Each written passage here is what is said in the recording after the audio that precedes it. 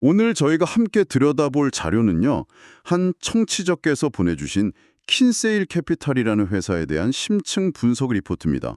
이게 언뜻 보면 그냥 또 다른 금융주, 보험사 이야기 같지만 파고들수록 정말 흥미로운 구석이 많더라고요.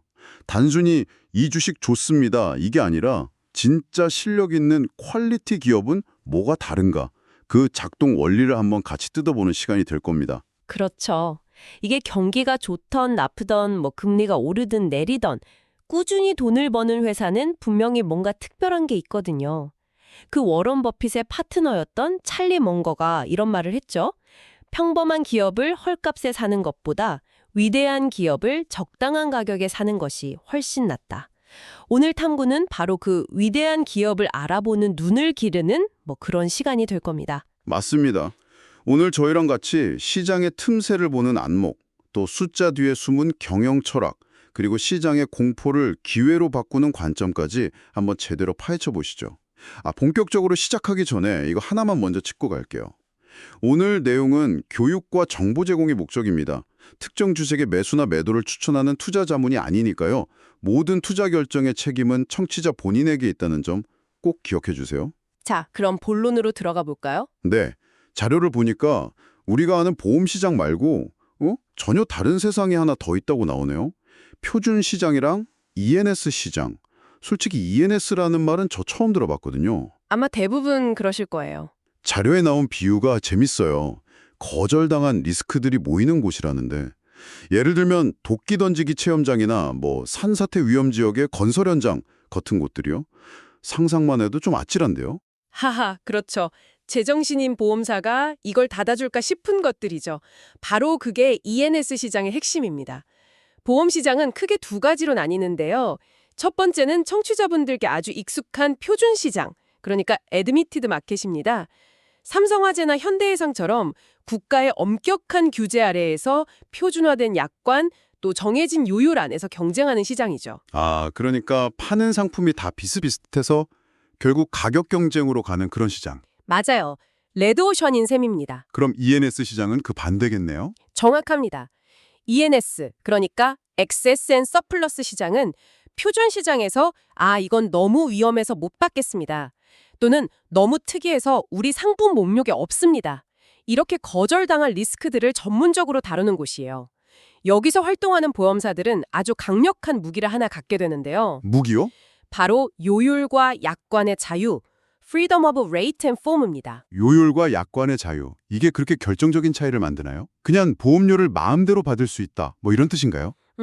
마음대로라기보다는 합리적으로 가격을 책정할 힘이 생긴다. 이게 더 정확한 표현이에요.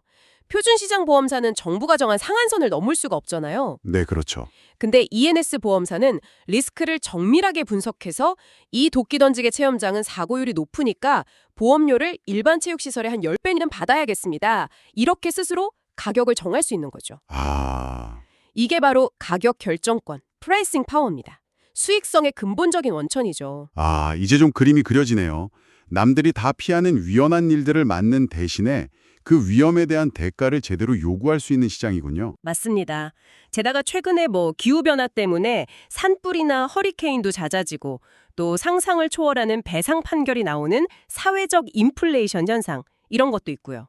사회적 인플레이션이요? 네, AI나 공유경제처럼 과거에 없었던 새로운 비즈니스들이 계속 생겨나면서 표준 시장에서 거부당하는 리스크는 점점 더 많아지고 있어요.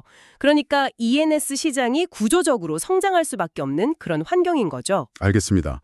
그러니까 킨세일은 이 특별하고 성장하는 ENS 시장에서 활동하는 선수라는 거군요. 근데 이 시장에 킨세일만 있는 건 아닐 텐데요. 자료를 보면 킨세일을 단순히 보험사가 아니라 보험을 파는 테크 기업이라고까지 표현하더라고요. 이건 또 무슨 얘기입니까? 바로 그 지점이 킨세일을 특별하게 만드는 핵심입니다. 킨세일의 진짜 비밀병기는 트랜짓이라는 자체 개발 기술 플랫폼이거든요. 대부분의 전통적인 보험사들은 수십 년 된 낡은 시스템을 여러 개 이렇게 기워서 쓰고 있고요. 부서끼리 아직도 팩스로 서류를 주고받는 곳이 많습니다. 2026년에 팩스라니. 진짜요? 믿기지가 않는데요? 사실입니다. 그런데 킨세일은 창업 초기부터 보험 인수, 청구, 회계, 데이터 분석까지 모든 업무 과정을 트랜짓이라는 단 하나의 플랫폼으로 통합해버렸어요. 와, 이게 실제 비즈니스에서 정말 어마어마한 차이를 만들어냅니다. 예를 들면 어떤 차이죠?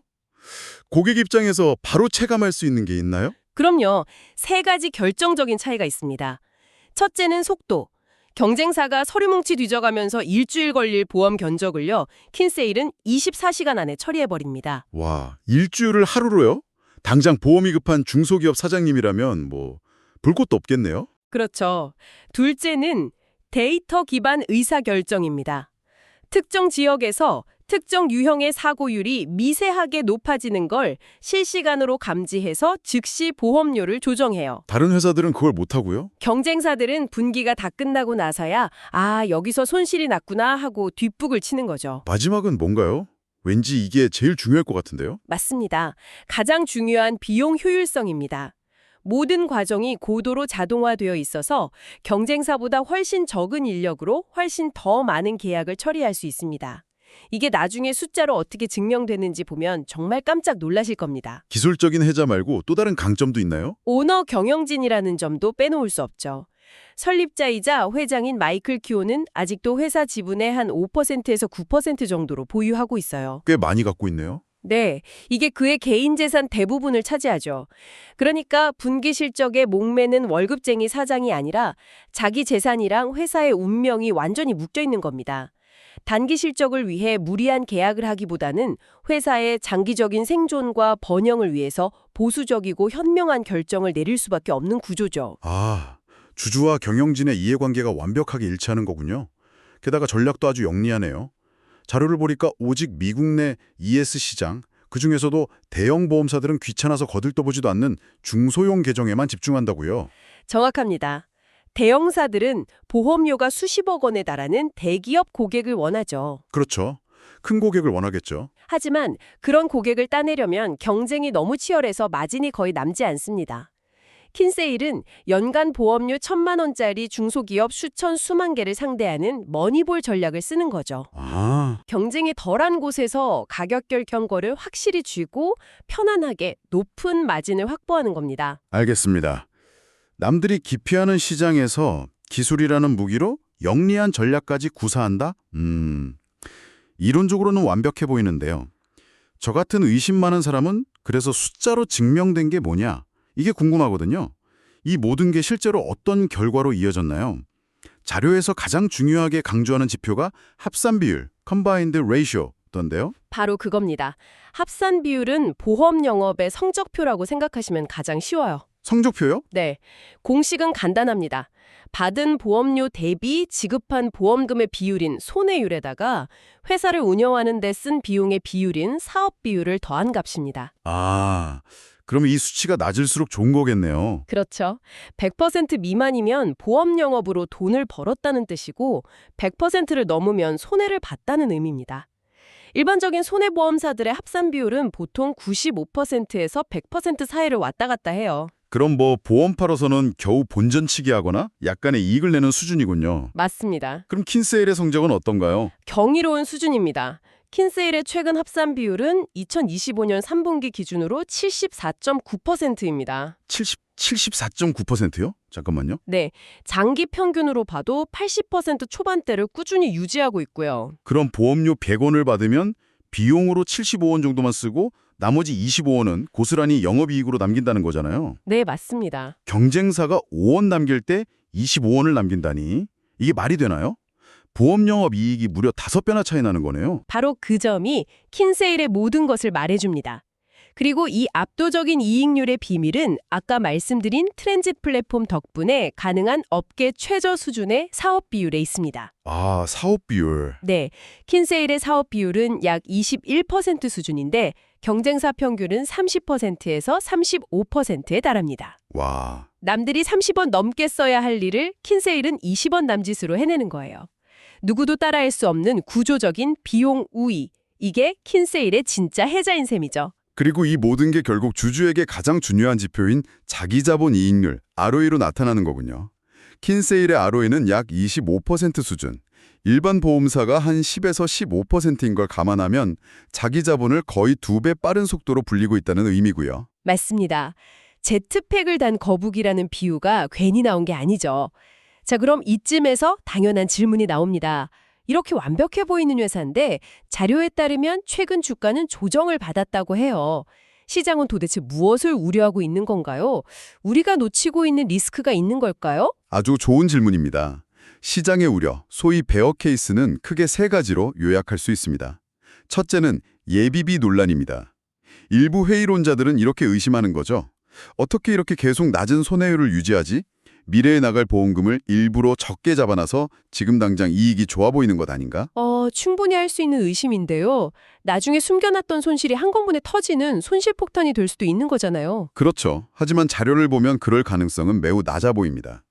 킨세일은 거의 매분기 유리한 예비비 발전, 그러니까 Favorable Reserve Development라는 걸 발표하거든요. 그게 뭔데요? 이게 뭐냐면 과거 사고에 대비해 쌓아뒀던 돈, 충당금이 예상보다 덜 나가서 이익으로 환입됐다는 뜻입니다. 아, 돈이 남았다는 거네, 뭐? 네, 즉 이익을 부풀린 게 아니라 오히려 처음부터 비용을 아주 보수적으로 넉넉하게 잡았다는 가장 강력한 증거가 되는 셈이죠.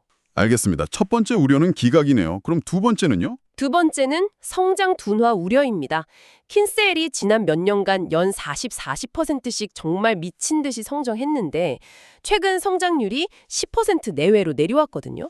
40%에서 10%면 네, 이걸 보고 투자자들이 고성장 파티는 끝났다 하면서 주식을 팔기 시작한 거죠. 그건 좀 걱정될 만한데요. 성장주가 성장을 멈추면 매력이 확 떨어지니까요. 하지만 영원히 매년 50%씩 성장하는 기업은 세상에 없습니다.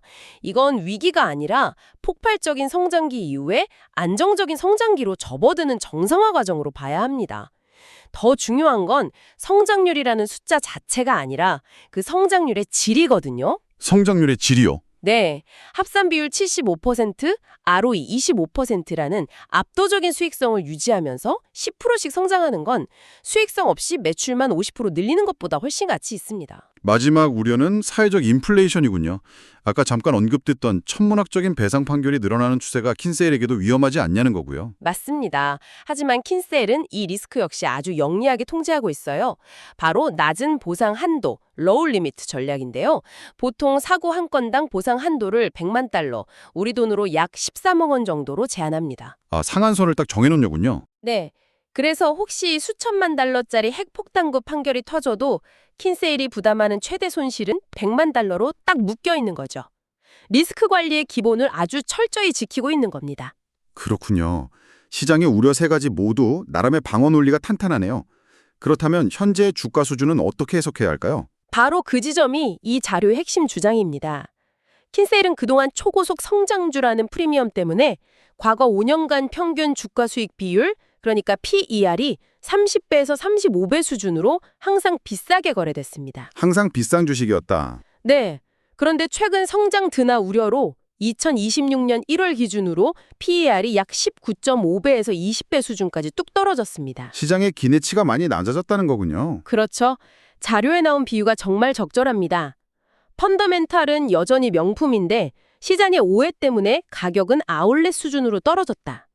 시장은 킨세일을 더 이상 특별한 성장주가 아니라 평범한 보험주로 보기 시작했지만 우리가 지금까지 환인했듯이 합산 비율 75%와 ROE 25%는 결코 평범한 숫자가 아니죠. 오늘 탐구 내용을 정리해보면 이러네요.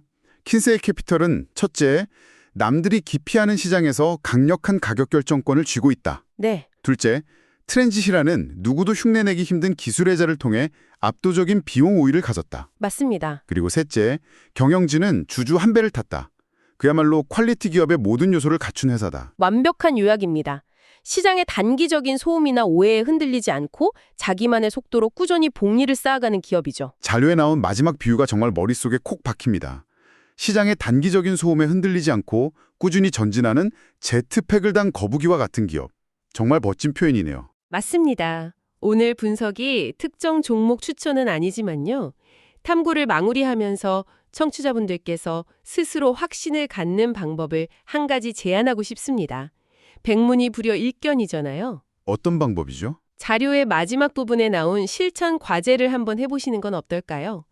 지금 바로 킨셀 캐피털의 투자자 정보, 그러니까 인베스터 릴레이션스 웹사이트에 방문해서 가장 최근 실적 발표 자료를 한번 열어보십시오. 그리고 오늘 우리가 내내 이야기했던 컴바인드 레이시오라는 단어와 그 옆에 적힌 숫자를 직접 당신의 눈으로 확인해 보는 겁니다. 아, 남의 분석을 듣는 것에서 그치지 말고 직접 원본 데이터를 확인해보라는 말씀이시군요. 바로 그거죠. 남의 말이 아닌 당신의 눈으로 직접 확인한 그 숫자가 이 기업을 어떻게 다르게 보이게 만들까요? 아마 그 경험 자체가 오늘 저희와 함께한 이 탐구의 가장 큰 수확이 될 거라고 생각합니다.